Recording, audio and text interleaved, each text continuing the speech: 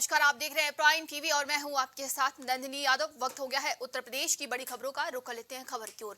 खबर लखनऊ से है, जहां उप मुख्यमंत्री ब्रजेश पाठक के अमेठी अस्पताल के बयान के बाद कांग्रेस के पूर्व एमएलसी दीपक सिंह के जवाब देते हुए कहा कि उत्तर प्रदेश नीति आयोग द्वारा जारी स्वास्थ्य सूचकांक में देश में सबसे निचले पायदान पर है। उत्तर प्रदेश में मूसीगंज का संजय गांधी अस्पताल बंद होने पर अमेठी सबसे निचले पायदान पर आ गया। यदि अमेठी के लोगों की जान बचानी है तो यहां जिला अस्पताल सहित सभी पीएचसी और सीएचसी में डॉक्टर और मेडिकल स्टाफ की तत्काल तैनाती करनी होगी, अन्यथा अमेठी में स्वास्थ्य के अभाव में होने वाली हर मौत के जिम्मेदार स्मृति ईरानी और स्वास्थ्य मंत्री होंगे। अमेठी में संजय गांधी अस्पताल को बंद किए जाने के पहले स्वास्थ्य मंत्री का एक निराशाजनक ट्वीट आया था। आज उन्होंने एक बेहद दुखद वीडियो जारी किया है और उन्होंने स्वास्थ्य सेवाओं को बंद किए जाने की बात कही है। शायद मंत्री जी भूल जाते हैं, उत्तर प्रदेश नीति आयोग द्वारा जारी सूचकांक में सबसे निचले स्तर पर है, लेकिन अमेठी में संजय गांधी अस्पताल के कारण यह जिला उस सूचकांक के बाहर था। लेकिन आज अमेठी के लोग इलाज के लिए परेशान हैं, हैरान हैं। उसके पीछे वजह है कि स्वास्थ्य महकमे की जो बदहाली नीति आयोग ने उत्तर प्रदेश को सबसे निचले स्तर पर रखा था, अमेठी उसमें शामिल नहीं था, क्योंकि संजय गांधी अस्पताल वहां पर बेहतर स्वास्थ्य सेवाएं उपलब्ध करा रहा था।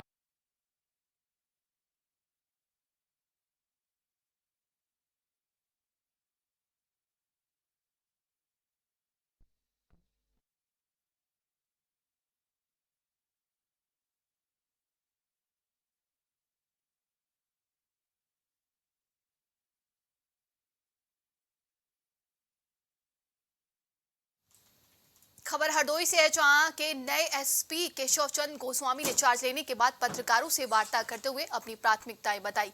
उन्होंने कहा कि पुलिस को सख्त निर्देश दिए हैं कि अगर कोई भी अपराधी और असामाजिक तत्व पुलिस पर फायरिंग करता है तो उसका जवाब फायरिंग से ही दिया जाएगा। उन्होंने कहा कि पुलिस शासन की नीति के अनुसार जीरो टॉलरेंस पर काम करेगी और महिलाओं और बच्चों की सुरक्षा पर बेहतर काम करेगी। गरीब शोषित जनता को प्राथमिकता और सुरक्षा और सहायता प्रदान की जाएगी। मैं केशव चंद्र गोस्वामी पुलिस अधीक्षक के रूप में कल मैंने कार्यभार ग्रहण किया है। मेरी प्राथमिकता शासन की मंशा अनुरूप जीरो टॉलरेंस की नीति जो शासन की है, अपराधी एवं माफियाओं के खिलाफ कार्रवाई, महिला एवं बच्चों की सुरक्षा की प्राथमिकता, ये हमारी कार्रवाई है। साथ में पुलिस को हमारा सख्त निर्देश है, यदि कोई भी अपराधी तत्व, असामाजिक तत्व पुलिस पर फायरिंग करता है तो पुलिस उसका जवाब उसी भाषा में देगी और पुलिस भी फायर करेगी। खबर रायबरेली से है, जहां जिलाधिकारी हर्षिता माथुर ने कलेक्ट्रेट स्थित सभी विभागों का निरीक्षण किया। निरीक्षण के दौरान उन्होंने संबंधित कर्मचारी और विभागाध्यक्षों को निर्देश देते हुए कहा कि जो भी कमियां हैं उसे दूर कर लिया जाए और कहा कि 15 दिन के अंदर पुनः निरीक्षण किया जाएगा। किसी भी प्रकार की कमी पाए जाने पर नियमानुसार कार्रवाई की जाएगी। उन्होंने सभी पटलों पर जाकर पत्रावलियों का अवलोकन किया और आवश्यक दिशा निर्देश दिए। साथ ही जिलाधिकारी ने कहा कि सभी विभागाध्यक्ष अपने कार्यालय में साफ सफाई की उचित व्यवस्था बनाकर रखें। निकलकर सामने आ रही है खामियों को लेकर कैसे देख रही हैं, क्या प्रायोरिटीज रहेंगी आपकी? देखिए, आप जैसा कि आपको यहाँ पर पदभार ग्रहण किया है और जनपद का जो कलेक्ट्रेट है मुख्य रूप से उसके सारे जो प्रमुख पटल है उनका निरीक्षण किया गया, परिचय के तौर पर देखा गया। प्रमुख रूप से यही निर्देश दिए गए हैं कि समस्त जो हमारे पटल प्रभारी हैं या विभागाध्यक्ष हैं वो सभी लोग अपने अपने पटल का निरीक्षण स्वयं कर लें और जो कमियाँ उसमें नजर आती हैं उनको 15 दिन में ठीक कर लें, जिससे कि बाद जो हमारा उसमें कोई भी ऐसी कमियाँ जो बची हैं वो परिलक्षित हो। मैम, अगर कोई लापरवाही नज़र आती है तो कैसा एक्शन रहेगा आपका? देखिए, लापरवाही के संबंध में मैं ये कहना चाहूँगी कि यदि डायरेक्शन दिए गए हैं तो समस्त जो हमारे अधिकारी कर्मचारी हैं उनका प्रयास यही रहना चाहिए कि उसमें अच्छा से अच्छा कार्य करें। जहाँ लापरवाही होगी उसको सही दिशा में डायरेक्ट भी किया जाएगा, आवश्यकता पड़ने पर सही कार्रवाई की जाएगी। खबर कुशीनगर से है, जहां हाटा चीनी मिल परिषद के अंतर्गत ऑटोमेटिक प्लांटर से गन्ना बुआई का कार्य आरंभ हो गया है, जिसका उद्घाटन अधिशासी अध्यक्ष करण सिंह ने किया। कुशीनगर हाटा गन्ना खेती में मशीनीकरण, लेबर लेस फार्मिंग द्वारा अधिक से अधिक गन्ना उत्पादन लेने हेतु ग्राम लालीपार में प्रगतिशील किसान देवेंद्र बनवाल के प्लॉट पर चीनी मिल तथा प्रोमेटिक्स रिसर्च एंड एडवाइजरी सर्विस द्वारा गन्ना बुआई हेतु केन प्लांटर को तकनीकी रूप से चलाने हेतु चीनी मिल द्वारा बनाए गए सभी एटीएसपी के समक्ष अनफील्ड प्रशिक्षण कार्यक्रम का आयोजन किया गया, जिसमें कृषक के खेत पर जिला गन्ना अधिकारी कुशीनगर दिलीप कुमार सैनी उपस्थित थे तथा उनके द्वारा भी प्लांटर की तकनीकी को समझाया गया तथा उपस्थित किसानों को संबोधित भी किया गया।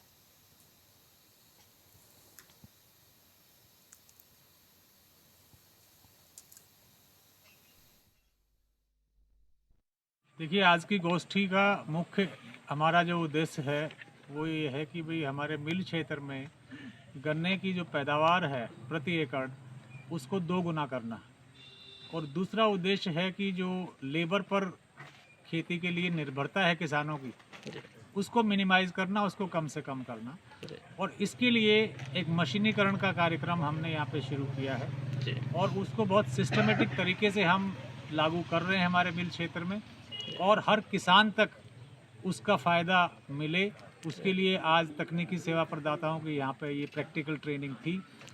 इस मशीनीकरण से किसानों की उत्पादन लागत भी कम होएगी, पैदावार में उनकी बढ़ोतरी भी होएगी और ओवरऑल इनकम उनकी अवश्य बढ़ेगी। देखिए, सबसे पहली ज़रूरत आज की डेट में किसान की यही है, जिसमें हम बार बार इस चीज़ पर जोर दे रहे हैं कि आप गहरी जुताई करेंगे, गन्ना गिरेगा नहीं। और गहरी जुताई आज तक नहीं, जिसका सबूत ये सामने है। बहुत सारे वाइट ग्रब इसमें निकल के आए हैं, ये हमने थोड़े से चुने हैं, लेकिन ये मेजर समस्या है आज की डेट में फसल को संभालने के लिए। खबर प्रयागराज से है, जहां बाघंबरी मठ के पीठाधीश्वर बलबीर गिरी की सुरक्षा में चल रही एस्कॉर्ट दुर्घटनाग्रस्त हो गई। दरअसल एस्कॉर्ट गाड़ी के सामने अचानक बाइक आने से यह हादसा हुआ है, जिसके बाद गाड़ी पलटने से 5 पुलिसकर्मी घायल हो गए, जिसके बाद बलबीर गिरी घायल पुलिसकर्मियों को अपने वीआईपी गाड़ी में बैठाकर जिला अस्पताल ले गए। आपको बता दें कि यह हादसा हंडिया नेशनल हाईवे पर हुआ है। ज्यादा जानकारी के साथ संवाददाता नंदलाल गुप्ता जुड़ चुके हैं। नंदलाल, क्या कुछ अधिक जानकारी है इस पूरे मामले को लेकर? मयूरी, ये पूरा मामला प्रयागराज जनपद के हंडिया थाना क्षेत्र का है, जहां पर फायर ब्रिगेड सामने 5:30 बजे करीब बलबीर गिरी जी अपने शिष्यों के साथ और उनके साथ में स्कॉट गाड़ियां थी जो बनारस से प्रयागराज जा रहे थे, और 5:30 बजे करीब जैसे ही हंडिया फायर ब्रिगेड पास पहुंचे थे कि एक बाइक चालक आ रहा था, उसको बचाने के चक्कर में स्कॉट गाड़ी पलट गई, जिसमें 5 सुरक्षा कर्मी तो घायल हो गए। वहीं पर बलबीर गिरी ने मानवता पेश करते हुए सभी सुरक्षा कर्मियों को अपने वीआईपी गाड़ी में बैठा कर जिला अस्पताल में भेज दिया। फिलहाल हंडिया पुलिस जैसे जानकारी हुई, हंडिया पुलिस ने पहुंचकर जो घायल बाइक चालक था पारसनाथ गुप्ता को भी निजी अस्पताल भर्ती कराया है, जहाँ पर इलाज चल रहा है। तमाम जानकारी के लिए बहुत बहुत धन्यवाद आपका।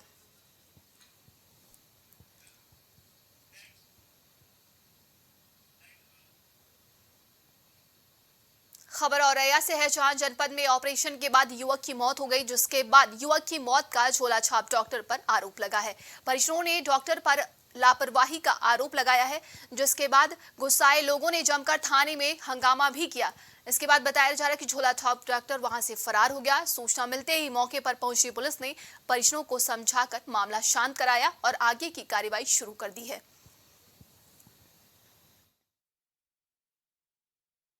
थाना पपुत के अंतर्गत ये कस्बे में आदेश सना ब्रजेश इनका इलाज बता रहे हैं, इनके घर वाले की करा रहे थे, और एक उसमें ऑपरेशन उन्होंने कराया। इस ऑपरेशन के दौरान घर वालों का कहना है कि उनकी डेथ हो गई, और जैसे डेथ हुई तो उन्होंने भेज दिया कि आप दूसरी जगह ले जाकर दिखाओ। तो ये लोग घर ले जाके चिचौली ले गए थे, प्रार्थना नर्सिंग होम जो औरैया में पड़ता है वहाँ ले गए, तो वहाँ के डॉक्टर साहब ने बताया कि इनकी डेथ हो गई है। तो आज ये लोग थाने पे आए थे अपनी बात करने के लिए कि साहब इलाज के दौरान इनकी मृत्यु हुई है, अतः इस पर क्या नाम है कि जो झोला छाप डॉक्टर है इस पर कार्रवाई हो।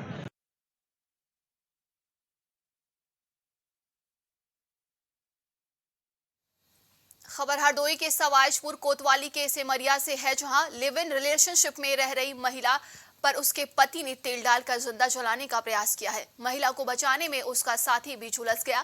गंभीर हालत में उन्हें अस्पताल में भर्ती कराया गया। जहां से महिला को लखनऊ रेफर कर दिया गया है, जहां उनका इलाज चल रहा है। बताया जा रहा है कि पति से मुकदमे के चलते महिला अलग लिव इन पार्टनर के साथ रह रही थी।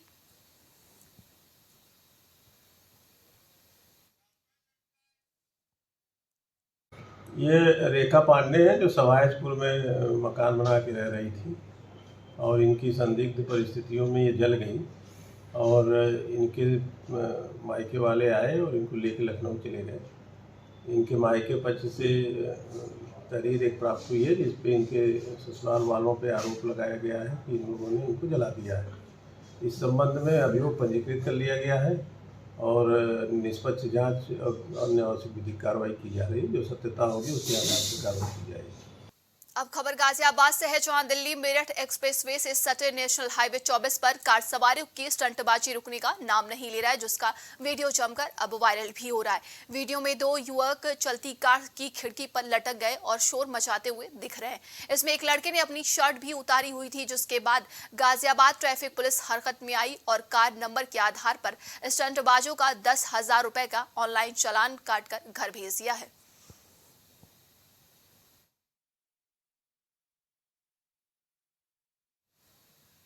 खबर रायबरेली से है, जहां एक महिला पशु चिकित्सा अधिकारी ने अपने ही उच्च अधिकारी पर यौन शोषण के प्रयास का गंभीर आरोप लगाया है।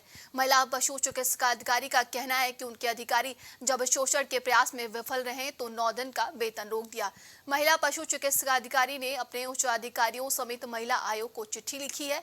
उधर सीवीओ ने सभी आरोपों को बेबुनियाद बताया है। मामला नसीराबाद पशु चिकित्सालय का है।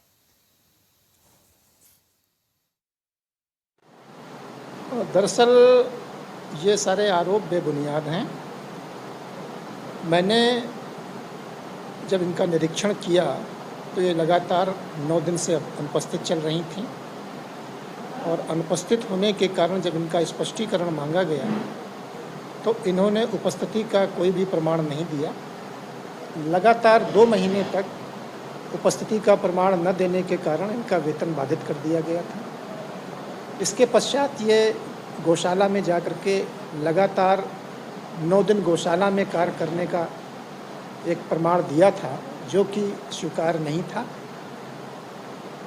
जब इनसे अनुरोध किया गया एक पत्र के माध्यम से कि आप 9 दिन की अनुपस्थिति के कारण अपना अवकाश का प्रार्थना पत्र दे दें जिससे कि आपका वेतन निकाला जा सके, परंतु इन्होंने अवकाश का प्रार्थना पत्र न दे करके इनका कहना है कि बिना अवकाश के प्रार्थना पत्र दिए मेरा वेतन निकाला जाएगा। अगर मेरा वेतन नहीं निकाला जाएगा तो मैं आपको बदनाम कर दूंगी, मैं मीडिया में जाऊंगी, मैं कोर्ट में जाऊंगी, मैं आपके खिलाफ थाने में जाऊंगी और आप पर जो भी आप सोच नहीं सकते हैं मैं वैसे आरोप लगाऊंगी। यही मामला है कि ये जब से इन्होंने कार्यभार संभाला है दिसंबर से, उसके बाद इन्होंने ये एक्चुअली में ये उत्तर प्रदेश मुख्य चिकित्सा संघ के ये महामंत्री हैं। इन्होंने जनपद इकाई में मुझे ज़बरदस्ती संयुक्त मंत्री का पद दे दिया, ठीक है। मेरे कई बार मना करने के बाद दबाव बना के मुझे दे दिया। फिर लगातार मेरे ऊपर दबाव बनाया गया कि आप बैठक में आइए, आप मिलिए, आके आप मिलती नहीं हैं, आप बहुत अकड़ में रहती हैं। मैंने कई बार इसका विरोध भी किया। हमने कहा सर काम बहुत है, इस वजह से मैंने पहले भी आपसे कहा था कि सर ये सब नेता नगरी मैं नहीं कर पाऊँगी। उसके बाद ये सर फरवरी में आके महाशिवरात्रि और इतवार की मेरी अनुपस्थित लगा के चले गए। फिर इन्होंने लगातार मेरे ऊपर फिर दबाव बनाया। फिर जब भी तब उसके बाद जब हमने फिर उनकी बात नहीं इस तरह से मानी तो फिर ये मई में आके सर, और ये मई में आके फिर ये मेरी मतलब मुझे फ़ोन भी नहीं किया, ना मुझे बताया, और ये मेरी एब्सेंट लगा के चले गए। फिर इन्होंने जब 16 तारीख को, मैं 16 मई को सर ऑफिस में स्पष्टीकरण देने की, तो इन्होंने मेरे साथ बहुत अभद्र व्यवहार किया। और जब मैंने बाथरूम की बात कही कि आप जब गए थे तो एक बाथरूम सर चेक कर लेते, महिला होने के नाते मुझे खुले में जाना पड़ता है, तो उन्होंने अभद्रता करते हुए मुझसे कहा कि बाथरूम तो लगभग सब जगह यही समस्या है, तुमको बहुत प्रॉब्लम होती है, अब नौकरी करना हमको आपको अच्छे से सिखा देंगे। खबर औरैया के एरवा कटरा थाना क्षेत्र के कुकुरकाट गांव की है, जहां पर 30 वर्षीय युवक ने कमरे में लगे कुंडे पर रस्सी के फंदे से फांसी लगाकर आत्महत्या कर ली। दरअसल राजेश नशे का आदी था, जिसके कारण राजेश की पत्नी मायके में रह रही थी और बड़ी बेटी खुशबू अपने पिता राजेश और बाबा के साथ रह रही थी। मृतक के पिता ने बताया कि करीब 1 माह पूर्व राजेश अपनी ससुराल अपनी पत्नी प्रीति और बच्चों को लेने गया, लेकिन किसी बात पर ससुराली जनों से कहासुनी होने पर ससुराल वालों ने पुलिस को बुला लिया। ससुराल से लौटने के बाद से राजेश और ज्यादा नशा करने लगा। सूचना पाकर थाना प्रभारी राकेश कुमार शर्मा पुलिस फोर्स के साथ घटनास्थल पर पहुंचे और ग्रामीणों की मदद से दरवाजा खुलवा कर देखा तो राजेश का शव कमरे में लगे कुंडे से रस्सी पर लटकते पाया गया। घटना की सूचना पाकर क्षेत्राधिकारी अशोक कुमार सिंह ने मौके पर पहुंचकर घटनास्थल का बारीकी से निरीक्षण किया और शव को पोस्टमार्टम के लिए भिजवा दिया।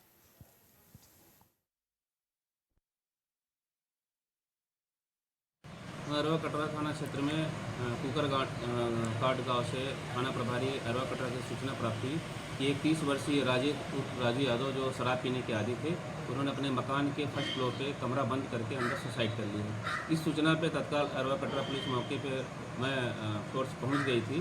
तत्काल कैमरे की निगरानी में दरवाज़ा को प्रेस करके खोला गया। खोलने के उपरांत शव को उतार कर आवश्यक विधिक कार्रवाई करते हुए प्रक्रिया अपनाई जा रही है। और यह भी तथ्य प्रकाश में आया कि ये काफ़ी शराब हैवी डोज लेने के आदी थे। इनसे तंग होकर के इनकी पत्नी अपने मायके में रहती थी और ये अपने 2 बच्चों के साथ यहाँ पर रहते थे।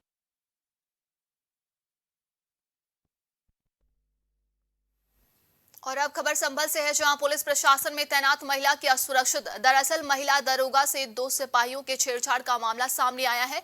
ड्यूटी से वापस लौट रही महिला दरोगा से 2 सिपाहियों ने छेड़छाड़ की और महिला दरोगा पर विरोध बाज नहीं आने। बताया जा रहा है कि दोनों सिपाही और महिला दरोगा की ड्यूटी गणेश चतुर्थी के मेले में लगी हुई थी जब ये घटना हुई, जिसके बाद दोनों सिपाहियों के खिलाफ मुकदमा दर्ज कर लिया गया है। तहरीर के आधार पर कोतवाली में दोनों पर केस दर्ज कर लिया गया है।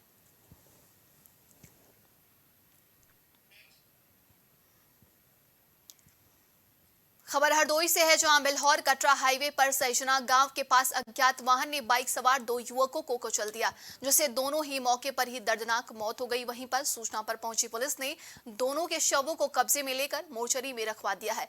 मृतकों की पुलिस द्वारा कड़ी मशक्कत के बाद शिनाख्त की गई और मृतकों के परिजनों को सूचना भी दी गई, जिसके बाद मृतकों के परिजन हरपालपुर सामुदायिक स्वास्थ्य केंद्र पहुंचे।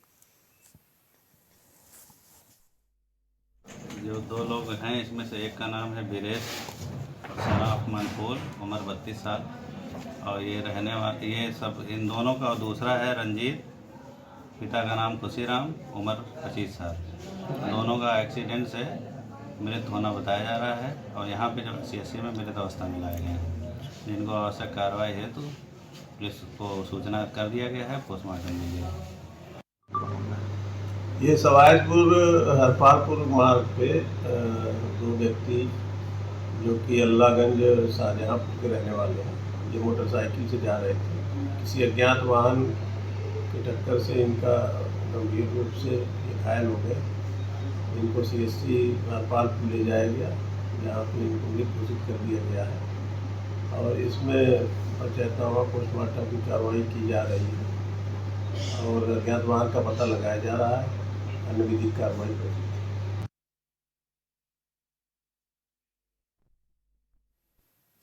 अब खबर कौशाम्बी से है, जहां ट्रिपल मर्डर केस का पुलिस ने आज सनसनीखेज खुलासा कर दिया है। पुलिस के मुताबिक पट्टे की बेशकीमती जमीन पर कब्जा करने के इरादे से आरोपियों ने साजिश के तहत बेटी, दामाद और पिता की गोली मारकर हत्या की थी, जिसमें पुलिस ने घटना में शामिल 8 आरोपियों को गिरफ्तार कर लिया है। पुलिस ने घटना में इस्तेमाल एक राइफल, 2 अवैध तमंचा और भी बरामद किया है। पुलिस ने पकड़े गए आरोपियों को न्यायिक हिरासत में भेज दिया है। SP ब्रजेश श्रीवास्तव ने बताया कि घटना का मुख्य सूत्रधार जयकरण सिंह यादव, अमर सिंह और सुरेश सिंह हैं। पट्टे की जमीन पर कब्जा करने के इरादे से मृतकों के विपक्षों को शामिल कर योजनाबद्ध तरीके से तीनों की हत्या की गई थी। इस घटना में शामिल आरोपियों के खिलाफ गैंगस्टर एक्ट और NSC की कार्रवाई भी की जाएगी। देखिए, दिनांक 15/9/2023 को प्रातः 5:30 बजे ये सूचना प्राप्त हुई थी कि थाना संदीपन घाट क्षेत्र के ग्राम मोहिद्दीनपुर गौस में एक ही परिवार के 3 लोगों की गोली मारकर हत्या कर दी गई। सूचना पर तत्काल पुलिस और प्रशासन के उच्चाधिकारी मौके पर पहुंचे थे घटना के अनावरण के लिए स्थानीय थाने की टीम के अलावा सर्विलांस और स्वाट टीम के इंचार्ज को भी लगाया गया था। इन लोगों ने ठोस कार्ययोजना बनाकर कार्रवाई करते हुए घटना में संलिप्त 8 अभियुक्तों को गिरफ्तार किया है और उनके कब्जे से एक घटना में प्रयुक्त एक 315 बोर की राइफल के अतिरिक्त 2 315 बोर के कट्टे और काफ़ी संख्या में जिंदा और खोखा कारतूस बरामद किया गया है।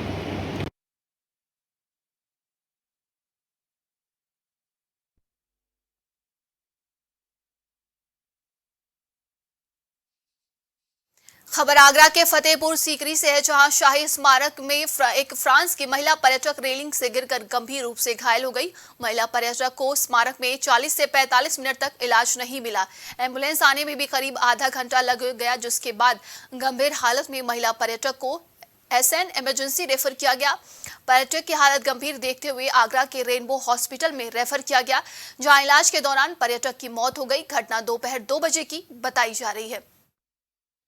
हमें भी जानकारी इसको दूरभाष पे दी गई यहाँ के इंचार्ज के द्वारा, और उसके अलावा कुछ पत्रकारों के भी फ़ोन आए कि इस तरह का एक हादसा हुआ है, लेकिन तब तक सूचना ये थी कि कोई महिला पर्यटक फतेहपुर सीकरी में जो ख्वाबगाह का एरिया है उसके किनारे पे जो एक टर्की सुल्ताना पैलेस है उसका जो साइड पोर्च है उसमें जो रेलिंग्स लगी हुई हैं उससे गिर के घायल हो गई हैं और उनको एम्बुलेंस से भेजा गया है। फिर उसके बाद हमने अपना एक अधिकारी रेनबो हॉस्पिटल भेजा, जहाँ पे वो जाने के बाद उन्होंने बताया कि नहीं, हॉस्पिटल से पता चला है कि वो उनकी डेथ हो चुकी है।